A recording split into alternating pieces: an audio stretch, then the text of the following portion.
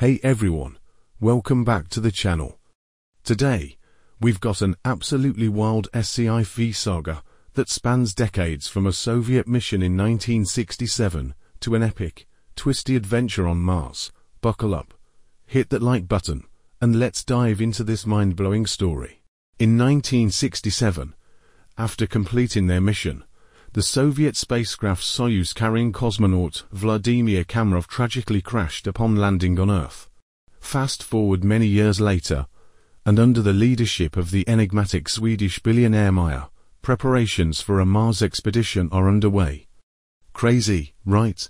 After 10 long months in space, the crew of the spaceship Ulysses finally reaches the Red Planet.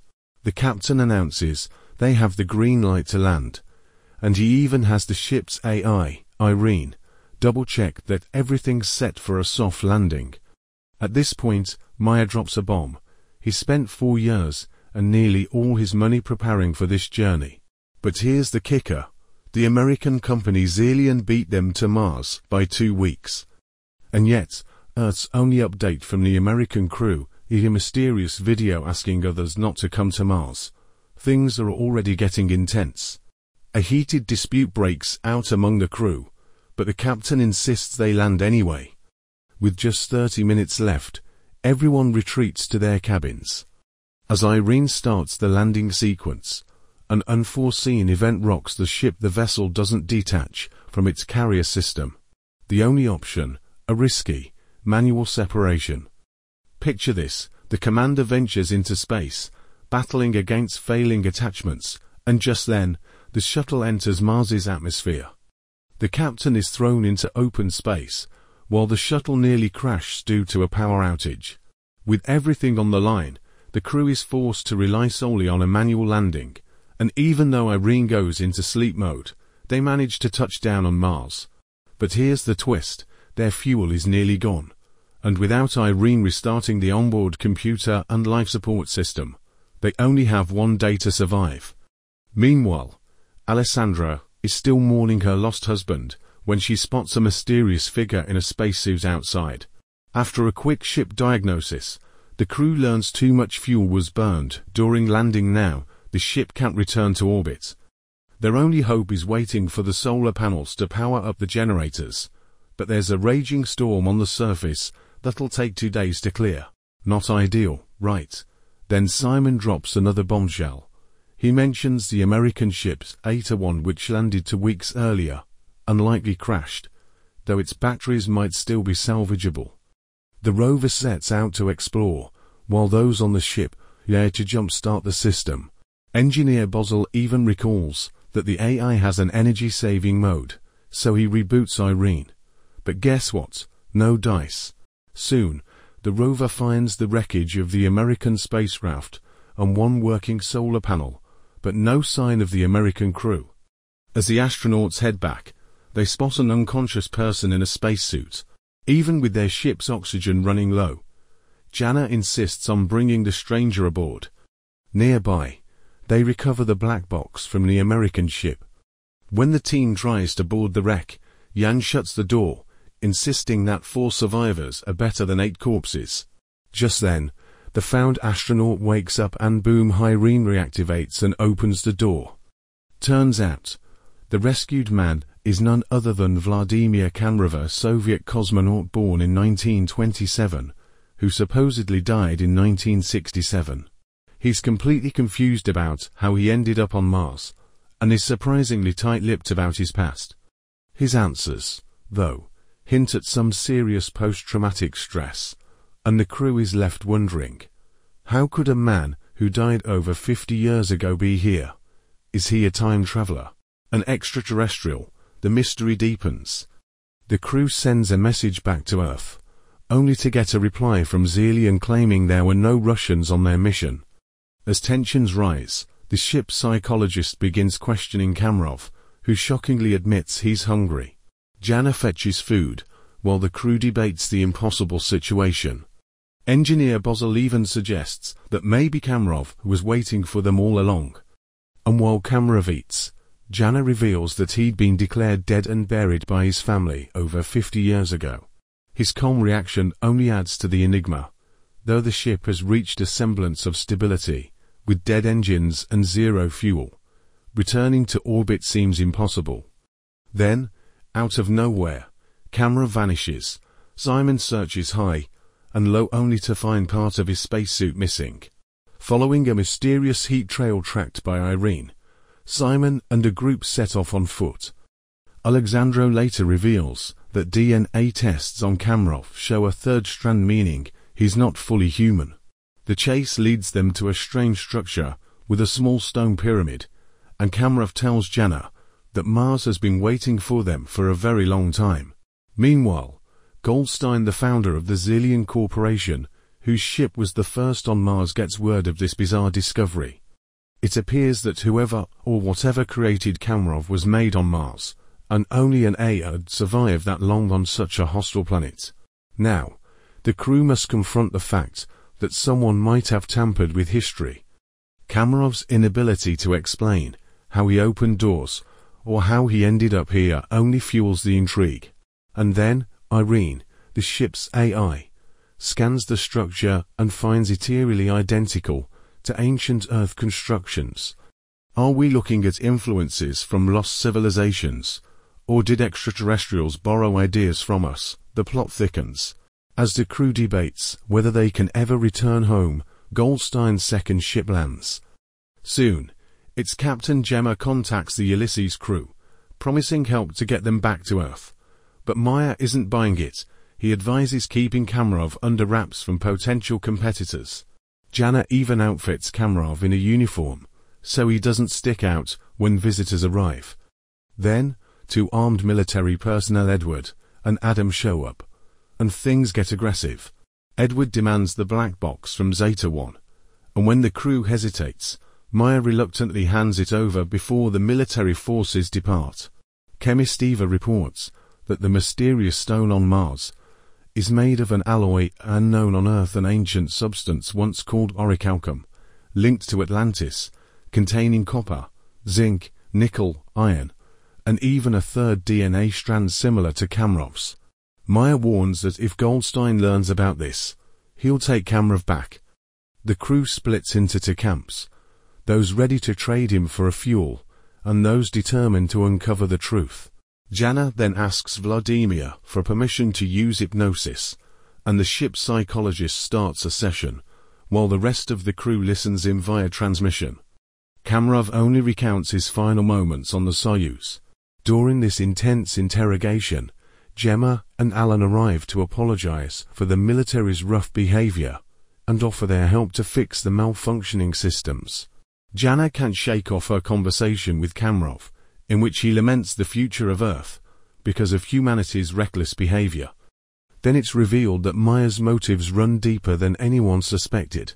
4 years ago, the rover sent a photo to Earth of some mysterious steel, and Maya admitted that they'd found a stone with unknown DNA. Gemma explains that this stone is an information storage system that can be rewritten. Suddenly, Irene activates and deciphers a series of numbers from the stone, a cryptic message that leaves everyone on the edge of their seats.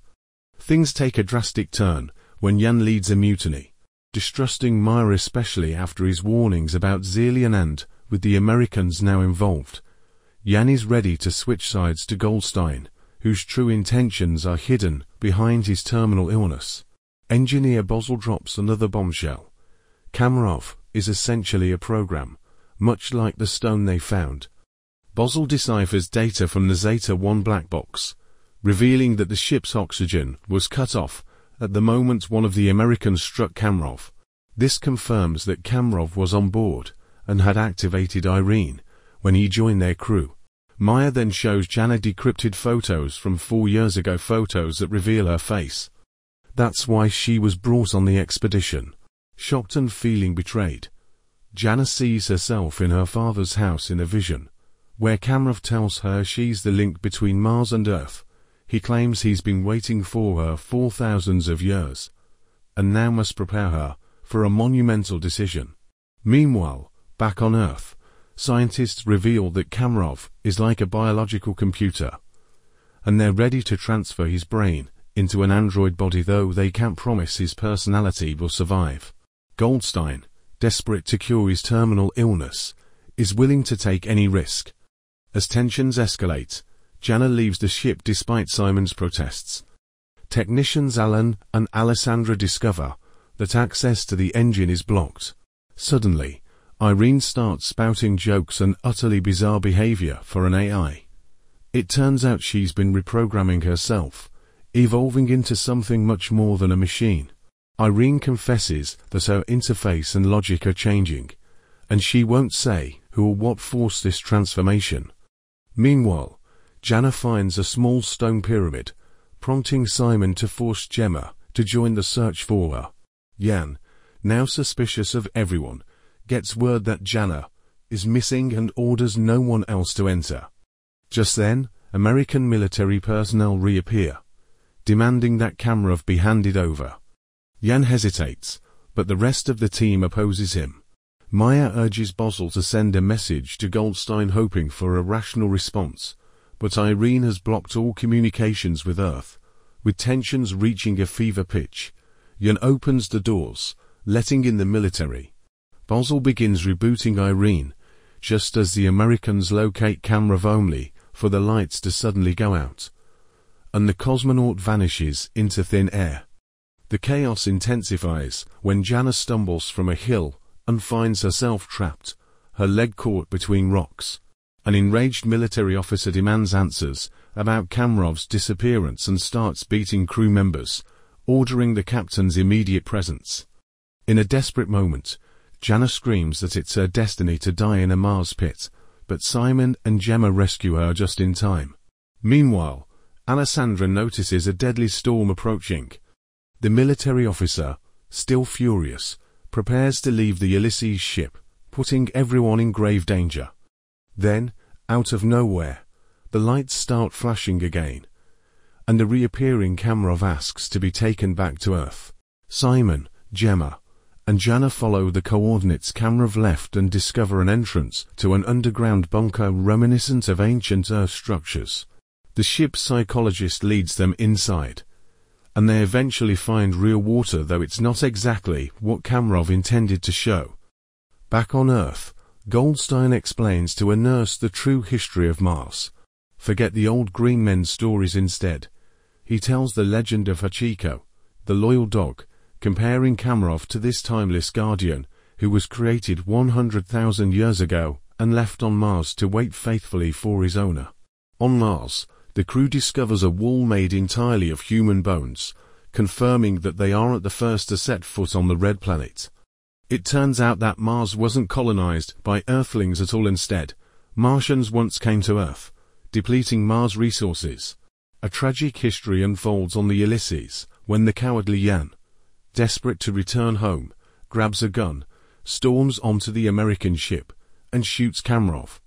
Jana collapses in excruciating pain, Gemma flees, and despite efforts by Alessandra and Simon, the Russian cosmonaut dies. Jana stops breathing until Simon removes his helmet, finds air in a cave, and performs CPR. Miraculously, she regains consciousness. As Gemma rushes toward the Ulysses ship, she's informed of Kamarov's death and the looming storm. Meanwhile, Maya frantically searches for his crew, because the Americans refuse to rescue his team. A recovering Jana spots a light in the bunker and leads Simon toward it. Emerging outside, they recognize a figure in a spacesuit. It's Kamarov. Maya, now astonished, catches up with Simon and Jana near the light. Kamarov reveals that everything ended here long ago. The group realizes they're at the North Pole of Mars, but how did they end up in this ancient, frozen spot? Kamarov explains that Mars was once home to a species that went extinct after turning on itself. Humans, in fact. Survivors who settled here eventually returned to Earth, and Plato even dubbed them the Atlanteans. Kamarov then drops his biggest bomb. He's been waiting for Jana, who embodies qualities of both human and Martian, to save humanity from itself. He insists that she must decide whether humans deserve a second chance. Just then, a military officer interrupts, intent on taking the psychologist back to Earth, As tensions peak, the officer suddenly starts gasping for breath and collapses. Simon orders everyone to prepare for departure.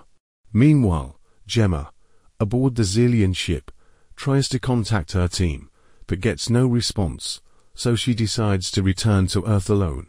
The Ulysses crew heads back, trying desperately to contact Gemma and report the military deaths, but to no avail. Suddenly, Maya starts confessing his dark truths, revealing that he's as ruthless as Goldstein, ready to betray anyone for his own legacy. But Jana isn't having it. She can't live knowing she's caused so much pain. Then, Gemma's voice booms over the comms, urging everyone to hurry. Goldstein has blocked the control panel of the Zeta ship, and the crew braces for an uncertain fate. With everything on the line, Jana steps up. In a powerful moment, she removes the control panel's block, declaring that Mars itself will decide the fate of those who threaten it. An armed military officer suddenly appears, determined to sabotage the engines.